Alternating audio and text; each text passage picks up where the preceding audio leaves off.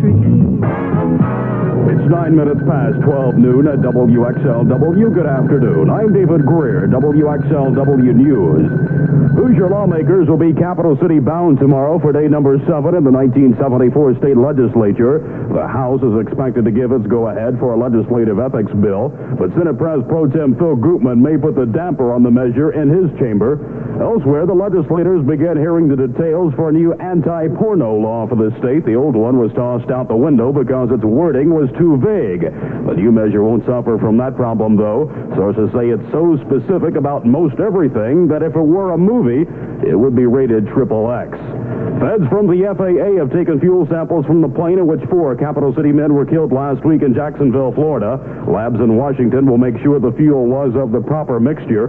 Both engines of that private plane conked out while carrying Bob Morris, state energy czar, attorney John Neff, Capital City Homicide Chief Robert Green, and Green's brother, Donald.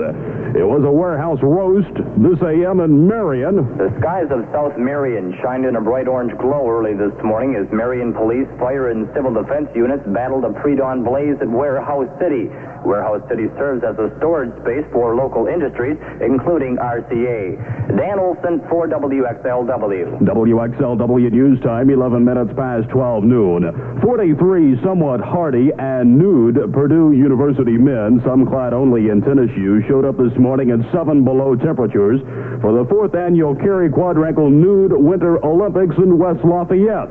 Now, a naked contest has to be somewhat strange, and this one was no exception, seeing as how it had 6 winners, those 6 being the only undressed undergraduates to finish the run of nearly 3 miles this morning.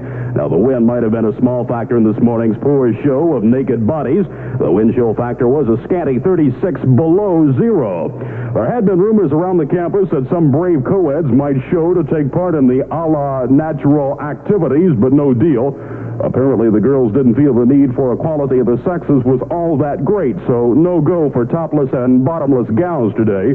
About 300 warmly dressed spectators braved the chill to watch the goings-on. The 6 winners shared a purse of $52, which was collected when the hat was passed around among the crowd. After the race, the guys headed back to the dorms for a cold shower to warm up. No word yet on how the winners carried their winnings back to the dorm. You see, being naked does have one drawback: no pockets. CBS News is next, and remember, something big is coming to WXLW. WXLW. Something big is coming.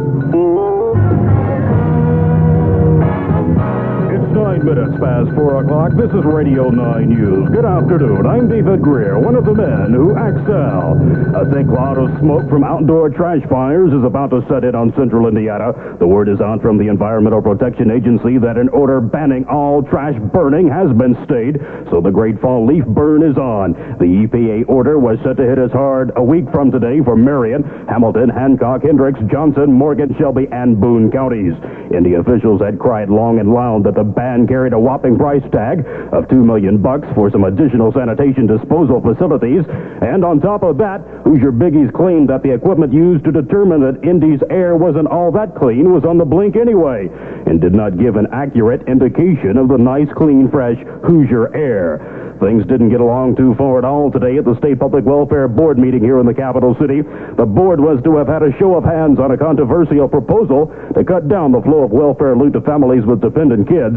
Instead of voting, acting board main man Marion Hilger opened the meeting by saying the board would listen to all research and then go about the business of voting at a later meeting. No is one word they don't deal with. The Fort Wayne News Sentinel isn't giving up. They've announced they're going to seek a court order to open state birth records to see if George McGovern's name appears in the state records as the father of an illegitimate child born in 1941. Yesterday, the Sentinel opened local birth records here in Fort Wayne with a court order, but did not find McGovern's name. Instead, on the document that McGovern's name was rumored to be on, the father's name had been removed, leaving no indication who the father was of that particular illegitimate birth. The entire search began following a Washington Post story that they had seen documents listing McGovern as the father of an illegitimate child born in Fort Wayne in 1941 to a resident of McGovern's hometown. McGovern has denied the story, so has the alleged mother. I'm Jack Maurer for 950 Radio. XL News Time, 11 minutes past 4 p.m. Well, we've all heard the old saying, 3 heads are better than one. Some of the heads up in Chicago don't see it that way at all. Seems that an Indiana state senator attending some of the goodies of a national legislative conference up in the Windy City has decided that the office of the presidency should be thrown out the window in favor of a 3-member ruling body. But a news release drafted by Senator Burnett Bauer, a demo from South Bend, just disappeared into very thin air and hasn't been seen since. News releases are usually for newsmen to see. However, not many got the privilege of setting their peepers on this one before it pulled an act of Houdini proportions. The press room boss man said they killed it. When asked who they were, he religiously replied, the powers that be, the people at the top. One newsman who did see the sacred release said Senator Bauer called the presidency too big a job for one man to handle. Bauer was also quoted to have said, 3 people have a harder time keeping secrets than 1 person. So no more presidential playing of the I've got a secret game. Gary Moore would be all choked up. XL, first in the capital city with Radio 9 News. WXLW, Indianapolis.